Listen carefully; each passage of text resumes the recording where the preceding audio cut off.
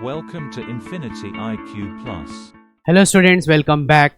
यदि आप फ्यूचर में स्कूबा डाइविंग करना चाहते हो या आपको माउंटेन क्लाइंबिंग भी करना है या आप नमक को खाने से होने वाले जो डिजीजेज हैं या उससे होने वाले जो हानिकारक प्रभाव है आपके बॉडी पे वो जानना चाहते हो, तो ये वीडियो आपके लिए इम्पॉर्टेंट होगा।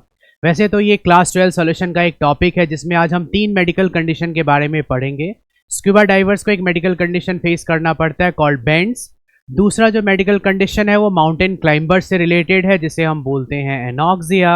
और तीसरा मेडिकल कंडीशन है जिन लोगों का सॉल्ट इनटेक बहुत ज़्यादा है, जो लोग नॉर्मल खाने में नमक होने के बावजूद अलग से सॉल्ट खा रहे हैं, उनका लाइफस्टाइल ये है कि ज़्यादा सॉल्टी फूड खा रहे हैं, तो उनको क्या डिजीज़ हो सकता है। तो आज का पूरा डिस्कशन होगा बेंड्स, एनॉक्सिया एंड एडेमा पे। वीडियो को आप लास्ट तक देखना और वीडियो पसंद आए तो आप अपने फ्रेंड्स एंड फैमिली में शेयर भी कर सकते हैं, राइट। तो चलिए स्टार्ट करते हैं।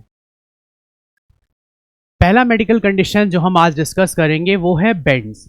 बेंड्स होता कब है, पहले तो ये जान लो कि स्क्यूबा डाइविंग क्या है। बहुत बच्चों को लगता है कि स्क्यूबा डाइविंग मतलब स्विमिंग पूल में हो सकता है, बट ऐसा नहीं है। Scuba diving is deep sea diving. Actually scuba diving अभी प्रेजेंट एरा में देखा जाए तो लोग एडवेंचर के लिए भी स्क्यूबा डाइविंग करते हैं। यदि आप अंडमान जा रहे हो, लक्षद्वीप जा रहे हो, मालदीव्स जा रहे हो, कहीं भी, तो स्क्यूबा डाइविंग एडवेंचर है। एडवेंचर के लिए भी लोग कर रहे हैं, प्लस रिसर्च के लिए भी। जो प्रॉपर गोताखोर होते हैं, जो डाइवर्स होते हैं, वो स्क्यूबा डाइविंग में काफ़ी डीप सी तक जाते हैं। तो इसमें क्या प्रॉब्लम आता है, बेंड्स क्यों होता है, वो हम जानने की कोशिश करेंगे। जब भी स्क्यूबा डाइवर, मान लो कोई बोट है, उसके सरफेस से डाइव करने के लिए स्क्यूबा डाइवर्स जब डाइव लगाएंगे, according to Henry law, Henry ने क्या बताया था कि जब प्रेशर इंक्रीज होगा तो गैस की सॉल्युबिलिटी भी ब्लड में इंक्रीज होगी। देखो, जब स्क्यूबा डाइवर्स किसी भी शिप या बोट के डेक से डाइव करके नीचे जाएंगे तो अंडर वाटर प्रेशर क्या होगा, इंक्रीज होता जाएगा। तो जब डाइवर स्टार्टिंग का पोजीशन देखो, यहाँ नीचे आ रहे हैं, डेप्थ पे आने पे क्या होगा, गैसियस प्रेशर इंक्रीज होगा, ब्लड में उसकी सॉल्युबिलिटी इंक्रीज होगी, ऑक्सीजन के साथ साथ N2 गैस भी ब्लड में बहुत ज़्यादा डिजॉल्व होगा। और जब डाइवर्स रिटर्न होते हैं वापस सरफेस की तरफ, यदि ये रिटर्निंग में टाइम उन्होंने काफ़ी कम लिया है तो नाइट्रोजन जो ब्लड में बहुत ज़्यादा डिजॉल्व हो गया है, उसकी टेंडेंसी क्या होगी कि वो ब्लड से बाहर आना चाहेगा। जैसे आप कोल्ड ड्रिंक बॉटल कैप को ओपन करते हो तो उसमें CO2 गैस का फिज क्रिएट होना स्टार्ट होता है, फिर हम बॉटल को बंद कर देते हैं। रीज़न क्या है कि जब गैस का प्रेशर रिलीज कराओगे तो उसकी टेंडेंसी बाहर आने की होगी। जैसे कोल्ड ड्रिंक जो बॉटल है कोल्ड ड्रिंक का, उसको ओपन करते हो तो CO2 गैस के बबल्स बनते हैं। तो जब डाइवर्स डेप्थ पे जाएंगे, नीचे की तरफ जाएंगे, प्रेशर इंक्रीज हो रहा है, N2 गैस की सॉल्युबिलिटी ब्लड्स में इंक्रीज होगी, और जैसे ही वो काफ़ी फास्ट स्पीड से रिटर्न होते हैं तो नाइट्रोजन गैस की क्या टेंडेंसी होगी, ब्लड से बाहर आने की। इस प्रोसेस में क्या होता है, ब्लड की कैपिलरीज में नाइट्रोजन गैस के बबल्स बन जाते हैं। अब ये N2 गैस जो बबल्स हैं ये क्रिएट करेंगे एक मेडिकल कंडीशन बेंड, इसे आप बेंड भी बोल सकते हो, जो बहुत ही ज़्यादा पेनफुल है और डेंजरस टू लाइफ। बेंड्स के कारण कई ऐसे स्क्यूबा डाइवर्स हैं, ट्रेडिशनली देखा जाए तो उनका डेथ भी हो गया था। तो इसका ट्रीटमेंट हालांकि अब निकाल लिया गया, उस सोल्यूशन पे भी हम आज बात करेंगे, राइट। पहले हम प्रोसेस को समझने की कोशिश करते हैं कि बेंड्स क्यों होता है और उसका ट्रीटमेंट क्या है, आप बेंड्स को अवॉइड कैसे कर सकते हो। तो एक्चुअली क्या होता है कि जब कोई डीप सी डाइविंग में स्टार्टिंग में जो सरफेस की तरफ जो प्रेशर होगा वो प्रेशर 1 ATM प्रेशर है, राइट। डेप्थ पे जाने पे जैसे ही कोई डाइवर 60 फीट डेप्थ पे जाएगा, देखो प्रेशर कितना इंक्रीज हो गया, ऑलमोस्ट 2.8 टाइम्स। इस प्रेशर के कारण क्या होगा, हमारे ब्लड में बहुत ज़्यादा N2 गैस डिजॉल्व हो जाएगा। यदि रिटर्निंग का स्पीड थोड़ा स्लो हो तो बेंड्स होने के चांसेस कम होंगे। डिलेड ब्रीदिंग करें, आसानी से नीचे जाएं, और फिर रिवर्स जब वापस आना होता है वहाँ भी धीरे धीरे आए तो बेंड शायद नहीं होगा, बट क्योंकि रिटर्निंग का स्पीड काफ़ी ज़्यादा होता है, काफ़ी क्विक होगा, तो इस क्विक प्रोसेस में क्या होगा, N2 गैस की टेंडेंसी होगी ब्लड से बाहर आने की। एक चीज़ आप सबने ऑब्जर्व किया होगा कि जब डॉक्टर या नर्सेज इंजेक्शन देते हैं तो उसमें लिक्विड का कुछ पार्ट बाहर गिरा देंगे, बार बार ऐसे शेक करते रहेंगे ताकि कोई भी एक बबल वहाँ ना रह जाए, क्योंकि इंजेक्शन के बाद यदि वो बबल रह गया तो आपको पेन होता रहेगा ब्लॉकेज के कारण। इवन आफ्टर इंजेक्शन वो एक कॉटन देंगे, बोलेंगे इसे थोड़ी देर तक आप रब करते रहो ताकि कोई बबल ना बने, कैपिलरी ब्लॉक ना हो। अब इमेजिन करो कि कोई डाइवर के पूरे बॉडी में ही रिटर्निंग के टाइम पे N2 गैस के बबल्स बन गए हैं तो उसको कितना तेज पेन होता होगा। ये बेंड्स बहुत ही ज़्यादा painful and dangerous to life था। इसका तरीका क्या है, बेंड्स को आप कैसे अवॉइड कर सकते हो। अवॉइड करने के लिए अब जो टैंक कैरी करते हैं स्क्यूबा डाइवर्स, जो टैंक कैरी करेंगे उसमें आपको कॉम्पोजिशन लेना होगा 32.1% ऑक्सीजन, 11.7% हीलियम और नाइट्रोजन की परसेंटेज को कम कर देंगे, ये हो जाएगा 56.2% नाइट्रोजन। सेकेंडली, ये ट्रेनिंग दी जाती है, यदि आप एज एडवेंचर स्कूबा डाइविंग कर रहे हो तो वहाँ जो ट्रेनर्स होंगे वो आपको बताएंगे कि आपको समुद्र में अंदर जाते समय जब आप डाइव लगा रहे हो तो रिलैक्स ब्रीदिंग करना है। फिजिक्स के कई प्रिंसिपल आपको सपोर्ट कर रहे होते हैं कि आप ज़्यादा फोर्स ना लगाओ, ज़्यादा पैनिक मत करो, ज़्यादा जल्दी जल्दी ब्रीथ मत करो, रिलैक्स होके आपको डाइव लगाना है और रिटर्निंग के टाइम पे भी रिलैक्स होके ही आना है, बहुत ज़्यादा फास्ट रिटर्निंग भी नहीं करना है।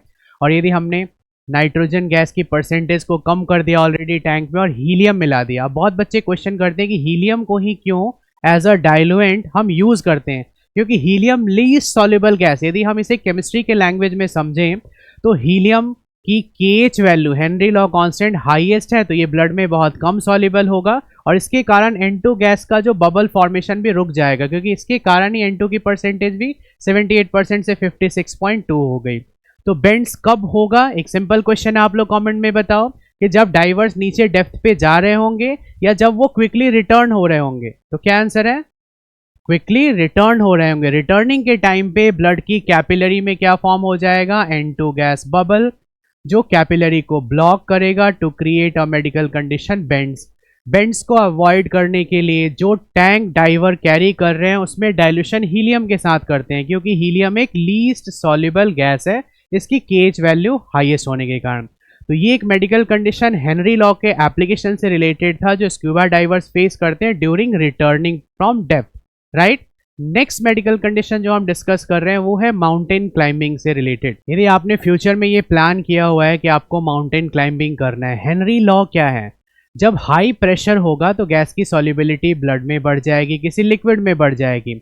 अब आप इमेजिन करो कि आप हाई एल्टीट्यूड्स पे जाते हो माउंटेन क्लाइंबिंग के लिए। जब हम हाई एल्टीट्यूड्स पे जाएंगे तो जैसे जैसे हम एल्टीट्यूड गेन करते जाएंगे जो एटमॉस्फेरिक प्रेशर होगा वो डाउन होता रहेगा, राइट। अब प्रेशर डाउन होगा तो हम ब्रीथ तो कर रहे होंगे बट O2 का डिजोल्यूशन जो ब्लड में है वो प्रॉपर नहीं होगा। इसके कारण एक बार जाके कहाँ हो जाएगा, एनॉक्सिया। हम बेसिकली डिस्कशन जो ये क्या कर रहे हैं एनॉक्सिया पे, यहाँ जो डिस्कशन चल रहा है वो है एनॉक्सिया पे। एनॉक्सिया एक मेडिकल कंडीशन है जो हाई एल्टीट्यूड्स पे जनरली आता ही है, कि जब हम सब एक टीम बना के माउंटेन क्लाइंबिंग के लिए जा रहे हैं, जैसे जैसे आप एल्टीट्यूड गेन करते जाओगे एयर प्रेशर कम होने के कारण O2 गैस की जो सॉल्युबिलिटी होगी वो ब्लड में धीरे धीरे कम होगी और इससे एक मेडिकल कंडीशन क्रिएट होगा जिसे हम एनॉक्सिया बोलते हैं। एक रिलेटेड टॉपिक है हाइपॉक्सिया, कि आप माउंटेन क्लाइंबिंग नहीं भी कर रहे हो, आप ग्राउंड लेवल पे हो, सी लेवल पे हो और आपके लंग्स में कोई इन्फेक्शन हो गया, किसी वायरस का अटैक हो गया जिसके कारण लंग्स प्रॉपर फंक्शन नहीं कर रहे हैं और यहाँ रहते हुए ग्राउंड लेवल पे आपको ऑक्सीजन की डिफिशियंसी फील हो रही है, तो हाइपॉक्सिया हो जाएगा। ये लो लेवल ऑफ ऑक्सीजन है जिसके लिए हर एक हॉस्पिटल में क्या करते हैं, ऑक्सीजन टैंक रखते हैं। कोरोना के टाइम पे आपने सुना होगा कि ऑक्सीजन की काफ़ी डेफिशिएंसी हो रही थी, हाइपॉक्सिया बहुत लोगों को हो रहा था क्योंकि लंग्स इन्फेक्शियस हो रहे थे। हाई एल्टीट्यूड पे नेचुरली एयर प्रेशर कम होने के कारण ब्लड में ऑक्सीजन कम डिजॉल्व होता है, उससे होगा एनॉक्सिया। कहीं कहीं तो एयर प्रेशर इतना कम होता है कि बहुत लोगों को एक्सेसिव एनॉक्सिया, इससे भी डेथ होने के चांसेस और केसेस देखे गए हैं। तो वहाँ ट्रीटमेंट तो कुछ होगा नहीं, भारी सिलेंडर आप कैरी नहीं कर सकते, तो वापस आप बेस कैंप पे आओगे, वहाँ थोड़ी देर ट्रीटमेंट होगी, आपका कुछ मेडिसिन दिए जाएंगे, प्रॉपर ऑक्सीजन लोगे और 2-3 घंटे में आप फिर से उस क्लाइमेट से यूज टू हो जाओगे और आपका एनॉक्सिया ठीक हो जाएगा। बट एक्सेसिव एनॉक्सिया होने पे ब्लड में O2 पहुँच ही नहीं रहा है, हीमोग्लोबिन को O2 मिल ही नहीं रहा है कि पूरे बॉडी में सर्कुलेट करे, तो वहाँ भी डेथ होने के चांसेस हैं, ये भी एक सिम्टम आ सकता है। तो एनॉक्सिया एंड हाइपॉक्सिया, इसमें थोड़ा आपको डिफिनीशन मैं बता देता हूँ कि एक कंडीशन जहाँ क्या होगा, ऑक्सीजन की सप्लाई ब्लड में काफ़ी कम हो रही है क्योंकि इन्फेक्शन हो गया, कोई लंग्स रिलेटेड डिजीज़ हो गया, किसी वायरस का अटैक हो गया, तो हाइपॉक्सिया हो जाएगा। इसके लिए हाई एल्टीट्यूड का कोई रिलेशन नहीं है। और हाइपॉक्सिया एक्चुअली CO2 बढ़ने लग जाता है ब्लड में, इसको चेक करने के कई डिवाइसेस अवेलेबल हैं। CO2 बढ़ गया, O2 कम हो गया, बहुत खतरनाक कंडीशन है ये, जिसके कारण भी डेथ हो जाता है कई बार पेशेंट्स का। एनॉक्सिया जो है वो हाइपॉक्सिया से थोड़ा अलग है। एनॉक्सिया का मतलब आप बोल सकते हो विदाउट ऑक्सीजन। हाइपॉक्सिया क्या होगा, लो ऑक्सीजन इन्फेक्शन के कारण। एनॉक्सिया क्या है, विदाउट ऑक्सीजन, बहुत हाई एल्टीट्यूड पे गए, वहाँ एयर प्रेशर बहुत कम है, हम और तेज़ी से ब्रीथ कर रहे हैं, इससे क्या हो रहा है कि हम ज़्यादा चाह रहे हैं कि O2 डिजॉल्व हो, बट बाहर से प्रेशर ही ज़्यादा नहीं है O2 का, तो डिजोल्यूशन बहुत कम होगा। और क्लाइंबर्स या जो पर्सन हाई एल्टीट्यूड पे रहते हैं वो मेंटली इनेबल हो सकते हैं, डिसीजन मेकिंग की टेंडेंसी डिक्रीज होगी। आप खुद सोचो कि आप जिस रूम में अभी ये वीडियो देख रहे हो उस रूम को बिल्कुल क्लोज कर दिया गया, वेंटिलेशन क्लोज कर दिया और बहुत सारा स्मोक क्रिएट कर दिया अंगीठी जला के या किसी भी तरीके से, और फिर बोला जाए कि आप कॉन्सेंट्रेट करके पढ़ाई करो, कोई आपको डिस्टर्ब नहीं करेगा। क्या ये पॉसिबल है? बिल्कुल पॉसिबल नहीं है। ब्रेन को चाहिए ऑक्सीजन प्रॉपर फंक्शन करने के लिए, यदि आपको ऑक्सीजन ही नहीं मिलेगा तो आप थिंक नहीं कर पाओगे। तो सिमिलरली यहाँ वो कंडीशन एक्सेसिव CO2 ने क्रिएट कर दिया, और हाई एल्टीट्यूड पे एयर प्रेशर इतना कम है कि ऑक्सीजन की डेफिशिएंसी ब्लड में हो जाएगी, जिससे क्या क्रिएट होगा? एनॉक्सिया। मेनली यदि स्टूडेंट देखें तो सिलेबस में एनॉक्सिया है, हाइपोक्सिया नहीं है। एनॉक्सिया हाई एल्टीट्यूड पे होगा due to low blood oxygen, क्योंकि वहाँ एटमॉस्फेरिक प्रेशर बहुत ही कम है। नेक्स्ट मेडिकल कंडीशन की हम बात करते हैं जिसे हम बोलते हैं एडिमा। अब इस कंडीशन को डिस्कस करने के बाद आप सब लोग अलर्ट हो जाएंगे कि ज़्यादा सॉल्ट या सॉल्टी फूड नहीं खाना है। आजकल का लाइफस्टाइल लोगों का बना हुआ है कि ज़्यादातर वो सॉल्टी फूड खाएंगे। आपके सब्जी में दाल में ऑलरेडी नमक है और फिर भी साइड से लोग नमक लेके खा रहे हैं, तो ये एक्सेसिव नमक रेगुलर लाइफस्टाइल में खाना बहुत ही डेंजरस हो सकता है। इससे बॉडी एडेमिक हो जाएगा। जब पर्सन हॉस्पिटलाइज होता है उसको नॉर्मल सलाइन दिया जाता है। जो नॉर्मल सलाइन सोल्यूशन है, normal saline solution is 0.9% mass by volume solution of NaCl in water. और हमारे ब्लड सेल में जो फ्लूइड है वो इसके साथ आइसोटोनिक है, मतलब इस टाइप का जो वाटर है वो बॉडी आराम से एक्सेप्ट करेगा जब इंट्रावेनस इन्फ्यूजन किया जाएगा। बट आप इमेजिन करो कि ब्लड सेल को एक ऐसे सॉल्यूशन में रख दिया गया जिसकी कॉन्सेंट्रेशन नॉर्मल सलाइन से हाइयर है, तो ऑस्मोसिस कहाँ से कहाँ होगा? फिर क्या होगा कि जो नॉर्मल सलाइन की कॉन्सेंट्रेशन हाइयर है तो ब्लड सेल के अंदर जो फ्लूइड है वो सब बाहर आ जाएंगे और सेल श्रिंक कर जाएगा। सेकेंड कंडीशन क्या है कि यदि हमारे ब्लड सेल में, क्योंकि हम रेगुलर लाइफस्टाइल में बहुत ज़्यादा नमक खाए जा रहे हैं, तो हमारे अंदर सॉल्ट की कॉन्सेंट्रेशन काफ़ी बढ़ गई है, तो बॉडी को बोलेंगे कि हमारा बॉडी हो गया एडेमिक। एडेमिक बॉडी की यदि आप पहचान करो तो उसके स्वेलिंग आता रहेगा, कहीं कहीं आप देखोगे स्वेलिंग। इसको आप प्रेस करके नॉर्मल फुट यदि दिखे तो नॉर्मल एंगल्स ऐसे दिखेंगे। माइल्ड एडेमा होगा तो थोड़ी स्वेलिंग आपको फील होगी, यहाँ देखो स्वेलअप दिख रहा है। और मॉडरेट टू सीवियर होगा तो और ज़्यादा स्वेलिंग होगी। और यदि आप प्रेस करते हो किसी भी पोर्शन को, यदि आप प्रेस करोगे तो वहाँ आपको ये स्किन है जो थोड़ा दबा रहेगा, थोड़ी देर के बाद वो रिवाइव होगा। ये बॉडी एडेमिक है। यदि हमारे ब्लड सेल में ही सॉल्ट की कॉन्सेंट्रेशन ज़्यादा है और हम हॉस्पिटलाइज हो जाते हैं और नॉर्मल सलाइन ही हमें दिया जाता है थ्रू इंट्रावेनस इन्फ्यूजन, तो इसकी कॉन्सेंट्रेशन लोअर होगी। बॉडी में इलेक्ट्रोलाइट की कॉन्सेंट्रेशन बहुत ज़्यादा है सॉल्ट की, तो हमारा बॉडी बहुत जल्दी स्वेल करने लग जाएगा। बहुत पेशेंट्स को ऐसे सिम्टम्स देखने को मिलते भी हैं। इस बॉडी को हम क्या बोलते हैं? Edemic body. ये होता किसको है? तो person taking a lot of salt और salty food experience water retention in tissue cell and intercellular spaces because of osmosis. The resulting puffiness और स्वेलिंग इज कॉल्ड एडेमा। तो स्वेलिंग वैसे फील भी कर सकते हैं, देख भी सकते हैं कि एडेमा में नॉर्मल फूड को कंपेयर किया गया है स्वॉलन फूड से। यदि बॉडी एडेमिक है, स्वेलिंग है, तो प्रेशराइज करके आप चेक कर सकते हो कि वो प्रेशर भी आपको फील होगा कि आपने कहाँ प्रेशर किया है। ये पोर्शन पे आपको फील हो रहा है कि बॉडी एडेमिक है इसलिए ऐसे दबाया, कुछ देर तक वो दबा ही रह जाएगा, राइट।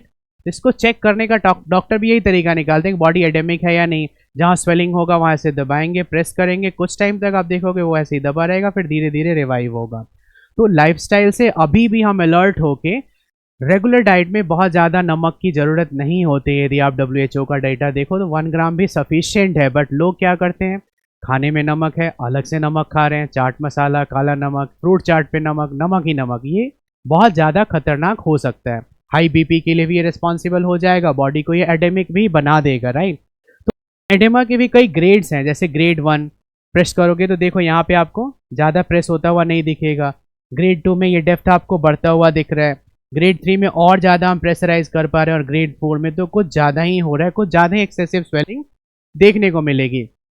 एक बार समराइज कर लेते हैं। सबसे पहले मैंने आपको बताया बेंड्स के बारे में कि जब स्क्यूबा डाइवर डेप्थ पे जा रहे हैं, N2 की कॉन्सेंट्रेशन ब्लड में बढ़ रही है और रिटर्निंग के टाइम पे क्या हो रहा है, N2 गैस रिलीज होने के प्रोसेस में ब्लड की कैपिलरी में क्या बना रहा है, N2 गैस के बबल, जिसको बेंड्स बोलते हैं। बेंड्स को अवॉइड करने के लिए टैंक जो कैरी करते हैं डाइवर उसमें हीलियम मिला लेते हैं। हीलियम मिलाने से क्या होगा, N2 की परसेंटेज कम हो जाएगी और हीलियम वैसे ही ब्लड में ज़्यादा सॉल्युबल नहीं होता है। दूसरा कंडीशन मैंने बताया, माउंटेन क्लाइंबिंग कर रहे हैं, हाई एल्टीट्यूड्स पे जा रहे हैं, एयर प्रेशर कम है, O2 गैस की सॉल्युबिलिटी ब्लड में कम हो गई, जिसके कारण क्या होगा, हम मेंटली इनेबल हो जाएंगे। इस मेडिकल कंडीशन का नाम है एनॉक्सिया। अब एनॉक्सिया वहाँ तो ट्रीटेबल नहीं होगा क्योंकि वहाँ तो प्रेशर कम ही रहेगा, वापस बेस कैंप पे आके उसकी ट्रीटमेंट होगी और हम ठीक हो सकते हैं। दोनों ही लाइफ थ्रेटनिंग हो सकते हैं, मतलब सीवियर आपका आप देखो बेंड्स हो जाए या फिर एनॉक्सिया हो, दोनों ही लाइफ थ्रेटनिंग है। और थर्ड कंडीशन जो मैंने बताया, जहां हम अपना सॉल्ट इनटेक बढ़ाए बैठे हैं तो हमारा बॉडी एडेमिक हो जाएगा, और बॉडी एडेमिक हो रहा है मतलब यदि किसी वैसे भी बॉडी स्वेल करेगी, और यदि गलती से हम हॉस्पिटलाइज हो गए, हमारे लिए स्पेशल सलाइन तो बनेगा नहीं। जो सलाइन वाटर अवेलेबल है, जब डॉक्टर उसका इन्फ्यूज़न करेंगे तो उसकी कॉन्सेंट्रेशन लो हो जाएगी। हमने बहुत सॉल्ट खा रखा है तो हमारे ब्लड सेल के अंदर जो फ्लूइड है उसकी कॉन्सेंट्रेशन हाइयर होगी और इससे एक हाइपोटोनिक सिचुएशन क्रिएट होगा और पूरा बॉडी स्वेल करने लग जाएगा। तो आई होप कि आपको ये तीनों ही मेडिकल कंडीशन समझ आए होंगे, और ये हमारे सिर्फ स्टूडेंट्स जो 12th के हैं उनके लिए इंपॉर्टेंट नहीं है, ये लाइफस्टाइल चेंज करने के लिए, या फ्यूचर में हमें माउंटेन क्लाइंबिंग, स्क्यूबा डाइविंग करना है, या सॉल्ट से होने वाले जो मैंने ये खतरनाक सिम्टम बताया इससे बचना है।